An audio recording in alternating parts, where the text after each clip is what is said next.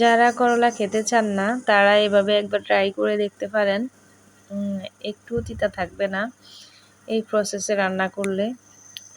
তো এই যে আমি করলাগুলা কেটে নিয়েছি আর মাছ ভাজি করে রেখেছি, যেহেতু ভিডিও যেন বড় না হয় এই কারণে মাছ ভেজে রেখেছি আগেই। তো আমি এখন করলা সিদ্ধ করার জন্য বসিয়ে দিলাম একটু পানি দিয়ে আর লবণ দিয়ে। হ্যালো এভরিওয়ান, আসসালামু আলাইকুম। বরাবরের মতো আরও একটি নতুন ভিডিওতে তোমাদেরকে স্বাগতম। তো আজকের ভিডিওটা থাকছে রান্না বান্না নিয়ে।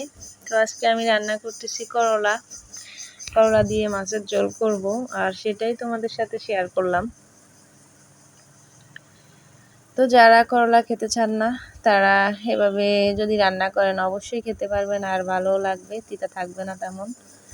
তো যে আমি একটু সিদ্ধ করে নিচ্ছি আর হালকা একটু লবণ দিয়ে প্রায় 10 মিনিটের মতো সিদ্ধ করে নিচ্ছি। যেহেতু আমি কারেন্টের চুলা রান্না করতেছি, এখানে 10-এর মধ্যে আছে, তো একটু আস্তে আস্তে হচ্ছে, তাই আমার 10 মিনিট লেগেছে। তো এখন আমার করলাগুলো সিদ্ধ হয়ে গেছে, আমি এখন রান্নার জন্য তেল বসিয়ে দিলাম। তো আমি আমার রান্না শেখাচ্ছি না, আমি এভাবে করলা খেয়েছি রান্না করে, আমার কাছে ভালো লেগেছে, যেখানে আমি নিজেও করলা খেতে পছন্দ করতাম না। তো এখন এভাবে রান্না করে তো দেখলাম যে তিতা থাকে না, এখন খাওয়া সম্ভব আর কি, খাওয়া হয় মাঝে মাঝে করলা এভাবে রান্না করে। তো এই কারণেই ভিডিওটা দেওয়া আর কি, যারা করলা খেতে একদমই পছন্দ করেন না তারা এভাবে ট্রাই করতে পারেন আর কি। তো আমি আজকে একদম হালকা মশলা দিয়ে রান্না করব, মশলা বলতে গেলে দেবই না। তো এখানে আমি রসুন আর পেঁয়াজ একসাথে কেটে নিয়েছি, বাটা রসুন ইউজ করব না। এখানে কাঁচামরিচটাও দিয়েছি 4-5টার মতো, একসাথে সবগুলো আমি এখন ফ্রাই করে নিচ্ছি। তো আমি এখন চুলাটা 9 দিয়ে রান্না করতেছি, কারণ পুড়ে যাওয়ার সম্ভাবনা থাকবে, এই কারণে একটু কমিয়ে দিয়েছি। তো এখন আমি লবণ, হলুদ, মরিচ সব কিছু দিয়ে দিব। আমি কিন্তু আমার এটা রান্নার চ্যানেল না, আমি রান্নাও শেখাচ্ছি না তোমাদেরকে, আমি আসলে এই প্রসেসে এইভাবে রান্না করেছি, সেই কারণে তোমাদের সাথে আবার সেটা শেয়ার করতেছি। আমি ওরকম বা হচ্ছি না যে আমি তোমাদেরকে রান্না শেখাবো, আমি নিজে তেমন পারি না, যতটুকু পারি নিজেদের মানে সম্ভব মতো আর কি, ওইভাবে একদম বাবুর্চির মতো রান্না করতে পারি না। তো এই যে আমি সব হলুদ মরিচ দিয়ে এখানে পানিও দিয়ে দিলাম, একটু পানি আর মশলাটা একসাথে কষানোর পরে আমি করলা দিয়ে দিব। যেহেতু আমি রসুন বাটা, জিরা বাটা ইউজ করিনি, সেই ক্ষেত্রে আমি হালকা একটু জিরার গুঁড়া আর ধনিয়া গুঁড়া দিয়ে দিয়েছিলাম, হালকা একটু করে 1 চামচ জিরার গুঁড়া দিয়েছি আর 1 চামচ ধনিয়ার গুঁড়া। রসুন বাটা তো ইউজ করিনি, যেহেতু রসুন কুচি দিয়েছি আর পেঁয়াজ কুচি। তো এখানে যে আমার মশলা কষিয়ে যখন তেল উপরে বেশি উঠবে তখনই আমি করলাটা দিয়ে দিব। আর যদি মশলা একটু বেশি কষানো হয় তাহলে রান্নার স্বাদ দ্বিগুণ বেড়ে যায়, মশলাটা একটু কষালে আর গন্ধটা থাকে না, বাজে স্মেলটা থাকে না। তো আমি এই যে করলা সিদ্ধ করে ছেঁকে রেখেছি আর এখন করলাটাও দিয়ে দিলাম।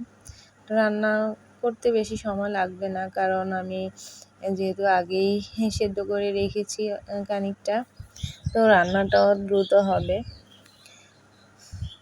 তো এখন আমি সব কিছু নেড়ে ছিঁড়ে ঢাকনা দিয়ে দিব।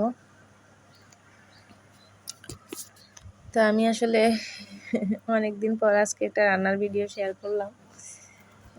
আসলে দেই না ভিডিও, কারণ ওইভাবে ভিউজ হয় না, ভালো লাগে না, এই কারণে। একটা ভিডিও শ্যুট করতে, রেডি করতে অনেক কষ্ট হয়, এরপরে যদি ভিউজ না থাকে তাহলে কি ভালো লাগে। তারপরও মাঝে মাঝে দেই, আজকে আবার এই যে রান্নার ভিডিওটা দিলাম। তাছাড়া ঈদের পর থেকে অনেক ব্যস্ত, আর এই যে বাসা রান্না করতেছি, কারেন্ট যায় আবার আসে, এইভাবে রান্না করতে হয়। বাইরে রান্না ঘর করতেছে নতুন করে, তো আজকে প্রায় ঈদের পর থেকে 7-8 দিনের মতো এখানে বাসায় রান্না করতেছি। একটা একটা করে রান্না করতে হয়, যেহেতু এখানে একটাই চুলা। গ্যাসেও রান্না করি না তেমন, কারণ গ্যাসের মধ্যে সকালে আবার রুটি নাস্তা তৈরি করা হয়, তো সব গ্যাসের মধ্যে চাপ পড়ে যায়, এই কারণে এখানেও রান্না করি আর কি। আর রাইস কুকারে তো ভাত রান্না করি। তো এখানেই এই এক চুলাতে যদি 3-4 পদও রান্না করতে হয়, একটাতে আস্তে আস্তে রান্না করতে হয় আর কি, তো অনেক সময় লেগে যায় আমার। তো আমার এখানে করলাটা কষানো হয়ে গেছে। কষানোর পরে আমি মাছটাও দিয়ে দিলাম।